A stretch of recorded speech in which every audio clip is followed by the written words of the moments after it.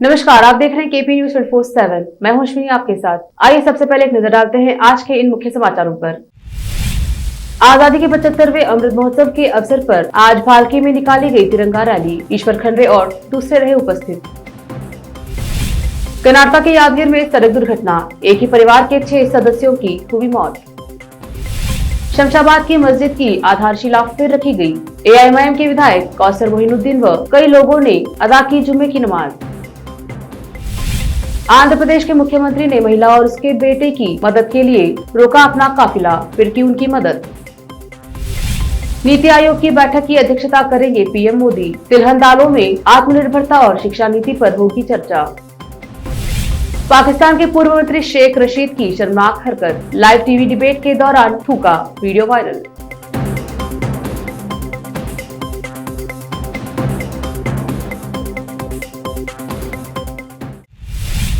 अब समाचार विस्तार से।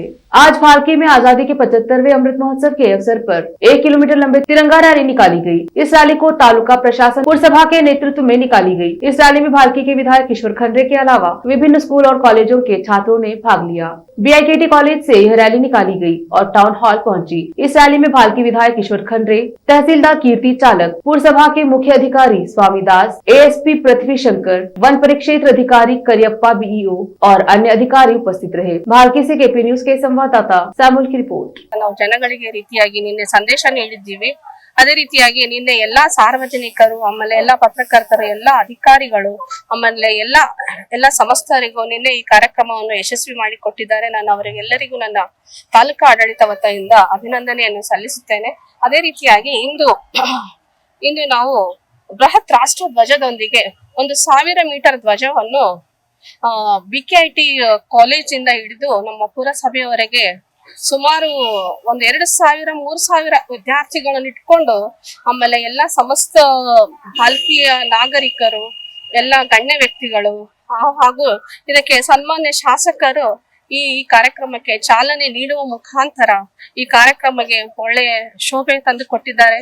ಇದಕ್ಕಾಗಿ ಸಹಕಾರ ನೀಡಿದಕ್ಕಾಗಿ ಎಲ್ಲ ಶಾಸಕರಿಗೂ ಹಾಗೂ ಎಲ್ಲ ಸಮಸ್ತ ಗಣ್ಯ ವ್ಯಕ್ತಿಗಳಿಗೂ ಹಾಗೂ ಎಲ್ಲ ಭಾಲ್ಕಿ ಸಮಸ್ತ ನಾಗರಿಕರಿಗೂ ಹಾಗೂ ಎಲ್ಲ ಅಧಿಕಾರಿ ಮಿತ್ರ ವರ್ಗದವರಿಗೂ ಹಾಗೂ ವಿಶೇಷವಾಗಿ ಈ ಕಾರ್ಯಕ್ರಮಕ್ಕೆ ಕಳೆ ತಂದು ಕೊಟ್ಟ ಎಲ್ಲ ವಿದ್ಯಾರ್ಥಿಗಳಿಗೆ ನಾನು ತಾಲೂಕು ಆಡಳಿತ ವತಿಯಿಂದ ಅದಲ್ಲದೆ ವಿಶೇಷವಾಗಿ ಪತ್ರಕರ್ತ ಮಾಧ್ಯಮ ಮಿತ್ರರಿಗೂ ಸಹ ನನ್ನ ವೈಯಕ್ತಿಕವಾಗಿ ಹಾಗೂ ತಾಲೂಕು ಆಡಳಿತ ವತಿಯಿಂದ ನಾನು ಅಭಿನಂದನೆಯನ್ನು ಸಲ್ಲಿಸುತ್ತೇನೆ। कर्नाटक के यादगीर जिले में हुई एक सड़क दुर्घटना में 2 महिलाओं और 6 महीने के शिशु सहित एक ही परिवार के 6 सदस्यों की मौत हुई है। पुलिस ने यह जानकारी दी। पुलिस के मुताबिक यह दुर्घटना बृहस्पतिवार देर रात जिले के गुरमितकल तालुका के आराकेरा गांव के पास हुई। हालांकि इस दुर्घटना में 3 साल का एक बालक बच गया। घायल हुए बालक को इलाज के लिए कलबुर्गी के एक अस्पताल में स्थानांतरित कर दिया गया है। पुलिस सूत्रों के अनुसार यह घटना कार और सामान से लदे हुए एक वाहन के बीच आमने सामने की टक्कर के कारण हुई। पुलिस के मुताबिक हादसे का शिकार हुआ परिवार तेलंगाना की एक दरगाह में कुछ धार्मिक अनुष्ठान करने के बाद यादगीर जिले की ओर लौट रहा था। अधिकारियों के मुताबिक दुर्घटना में मारे गए लोग रायचूर जिले के लिंगसागुर तालुका के हुट्टी गांव के रहने वाले थे। दोनों वाहनों के बीच टक्कर इतनी भीषण थी कि 4 लोगों की मौके पर ही मौत हो गई, जबकि 2 लोगों ने अस्पताल ले जाते वक्त दम तोड़ दिया। यादगीर के पुलिस अधीक्षक सीबी वेदमूर्ति सहित वरिष्ठ पुलिस अधिकारियों ने दुर्घटना स्थल का दौरा किया। पुलिस ने गुरमितकल थाने में मामला दर्ज कर जांच शुरू कर दी है।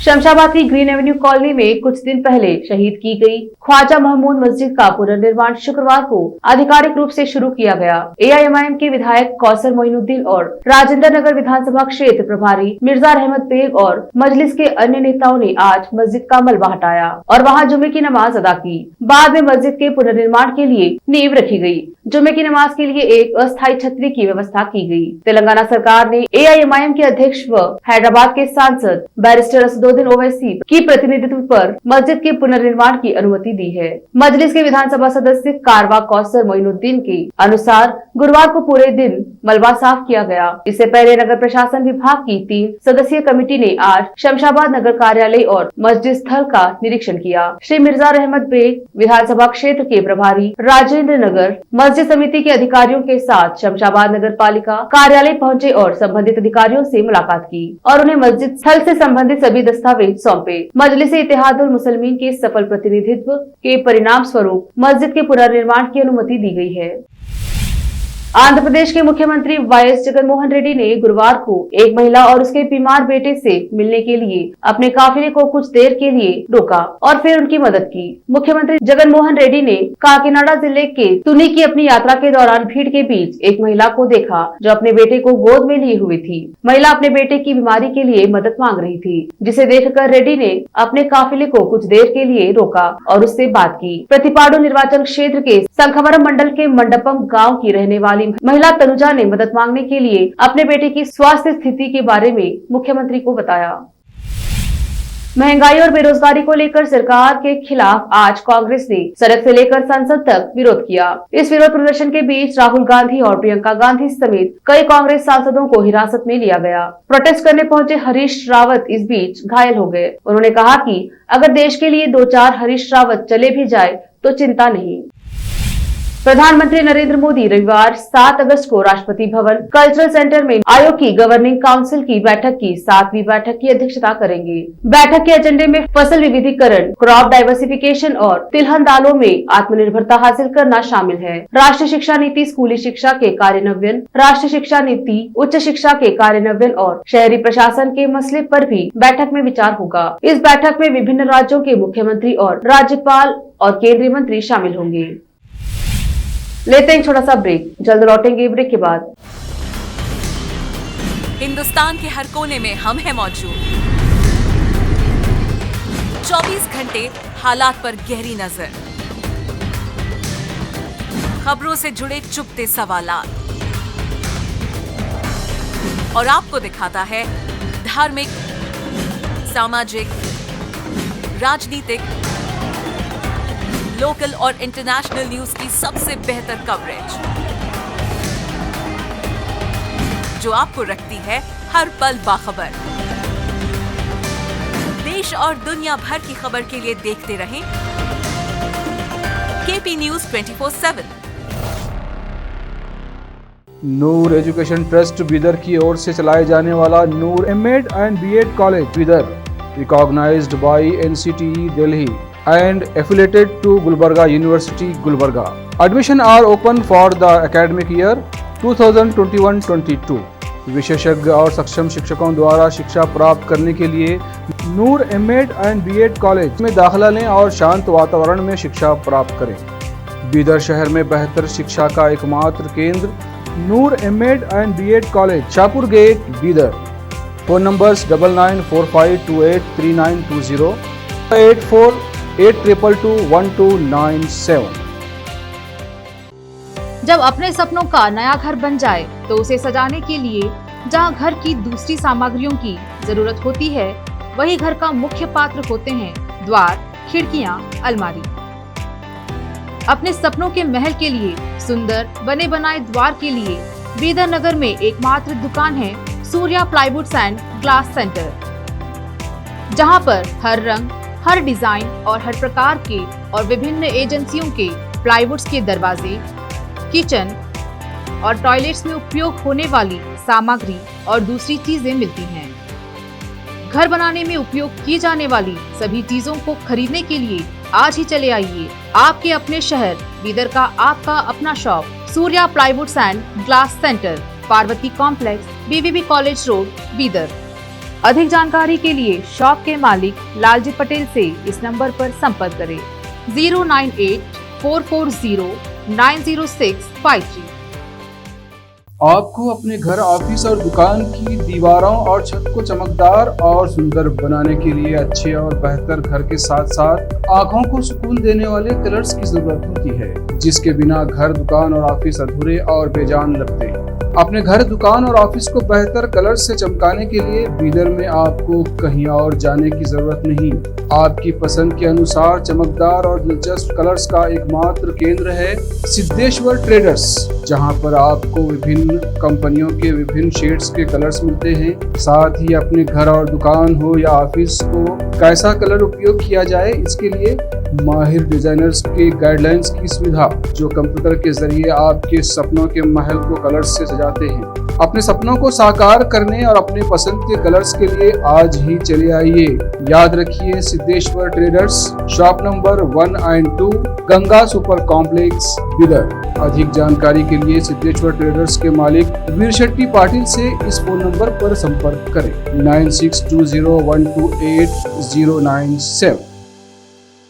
अगर आप हज या उम्रा करना चाहते हैं तो आपको कहीं जाने की जरूरत नहीं है। हैदराबाद ही नहीं बल्कि तेलंगाना, आंध्र प्रदेश, कर्नाटक के हज यात्रियों की पहली पसंद खुबा टूर्स एंड ट्रैवल्स पर आइए।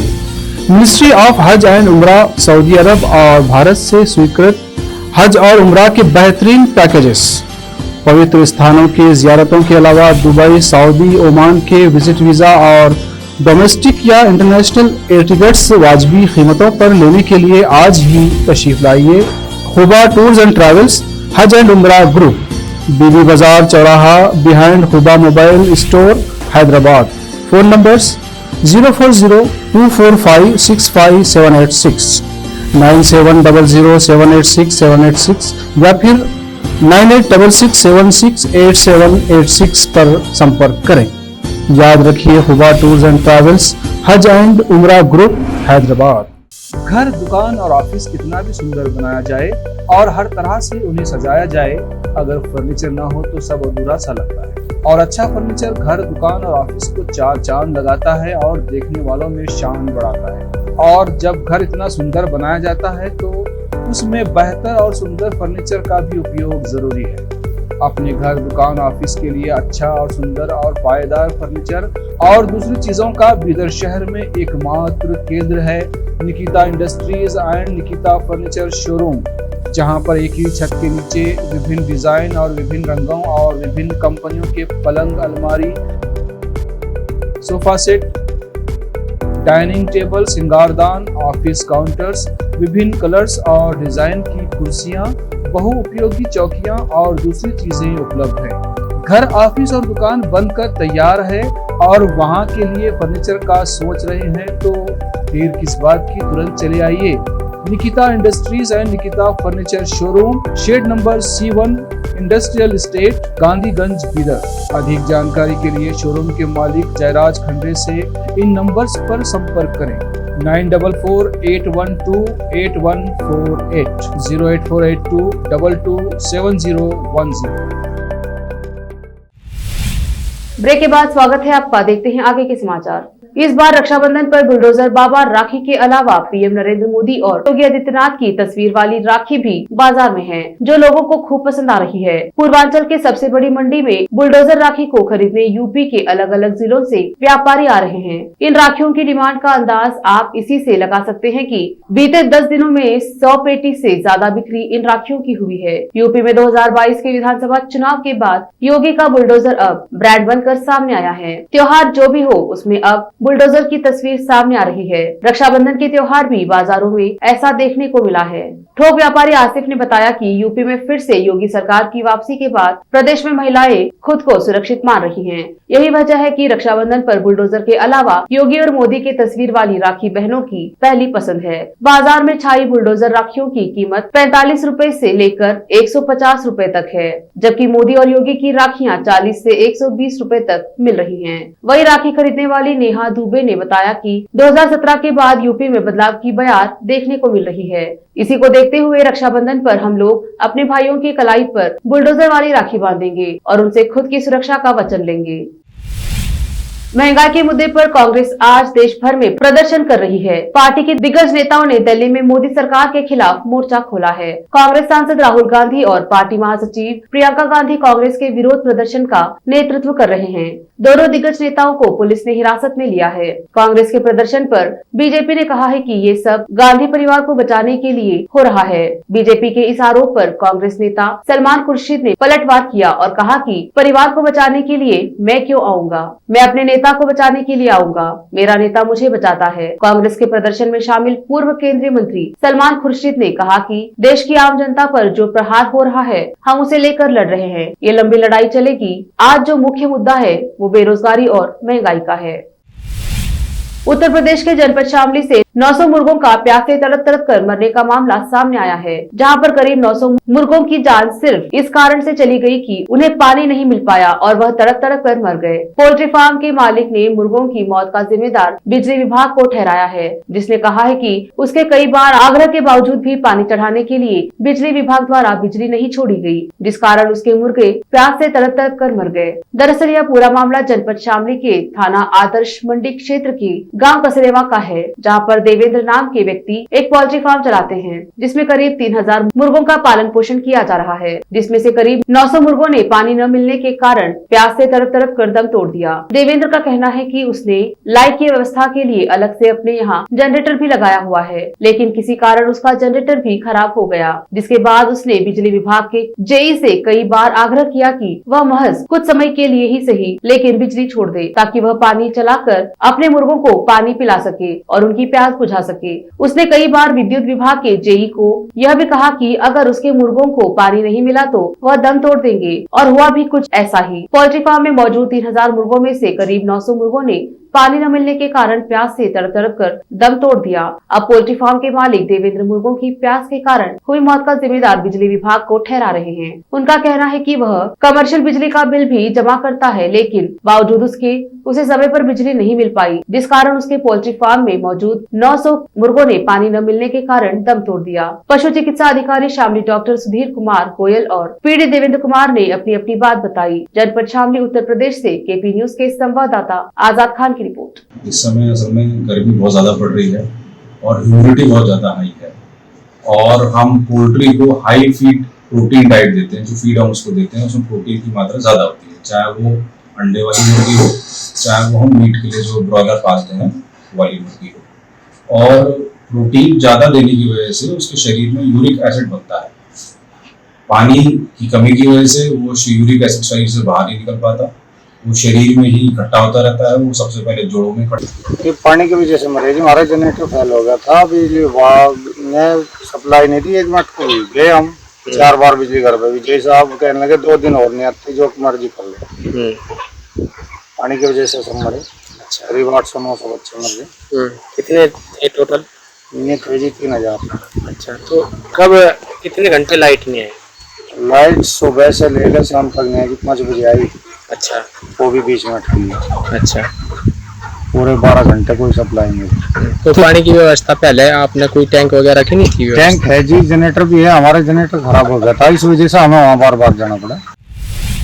संभल में 11 अगस्त से 17 अगस्त तक चलने वाले हर घर तिरंगा कार्यक्रम में भाग लेने, कार्यक्रम को सफल बनाने तथा सप्ताह पर्यंत प्रतिदिन राष्ट्रभक्ति से ओतप्रोत कार्यक्रम करने की हिंदू जागृति मंच के सदस्यों द्वारा योजना बनाई गई। नगर के कोट पूर्वी मोहल्ले में श्री सनातन धर्म मंदिर में हिंदू जागृति मंच की आयोजित बैठक में सर्वप्रथम अंतर कुमार अग्रवाल, नेहा मलय तथा सुभाष चंद्र मोहिया ने भारत माता के चित्र के समक्ष दीप प्रज्वलित कर माल्यार्पण किया। बैठक में अपने विचार रखते हुए नगर महामंत्री श्याम शरण शर्मा ने कहा कि राष्ट्रीय ध्वज को फहराते समय इससे पूर्व तथा उसके पश्चात ध्वज के सम्मान का विशेष ध्यान रखना होगा। शमा दुबे ने कहा कि आजादी का अमृत महोत्सव हम सबके जीवन में प्रथम और अंतिम बार आया है। इसे अपने जीवन का सर्वाधिक महत्वपूर्ण त्योहार की तरह विशेष सम्मान के साथ मनाएं। हिंदू जागृति मंच के प्रदेश अध्यक्ष अजय कुमार शर्मा ने कहा कि आजादी के अमृत महोत्सव को हिंदू जागृति मंच के प्रत्येक सदस्य द्वारा उत्साह, गर्व और गौरव के साथ पूरी शक्ति, सामर्थ्य और सामर्थ्य से जुटकर मनाया जाएगा। हिंदू जागृति मंच के सभी सदस्य अपने गली मोहल्ले में घर घर ध्वज वितरण करेंगे और उनके घर पर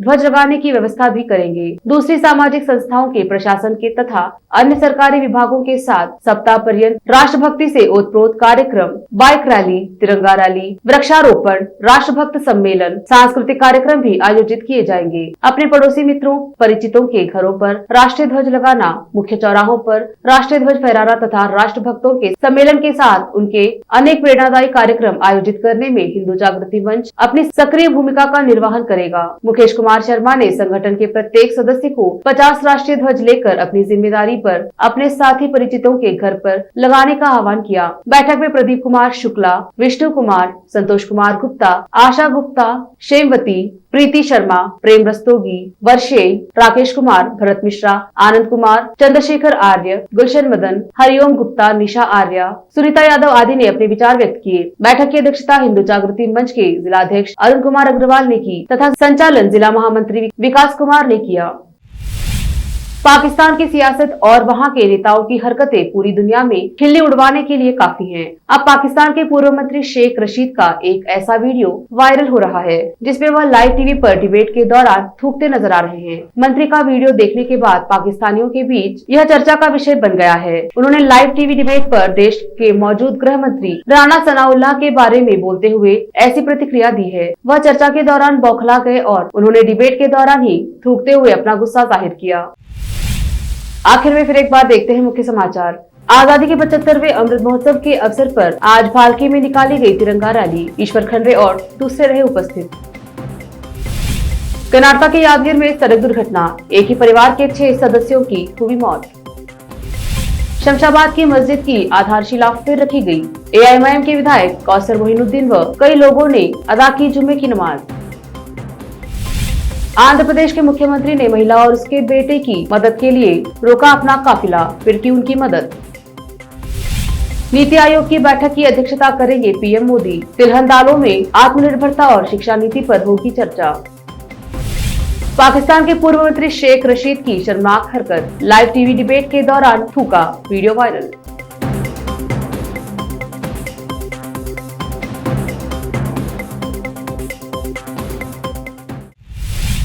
केपी न्यूज में अब तक के लिए इतना ही। देश प्रदेश के समाचारों के लिए देखते रहिए केपी न्यूज 24/7। धन्यवाद।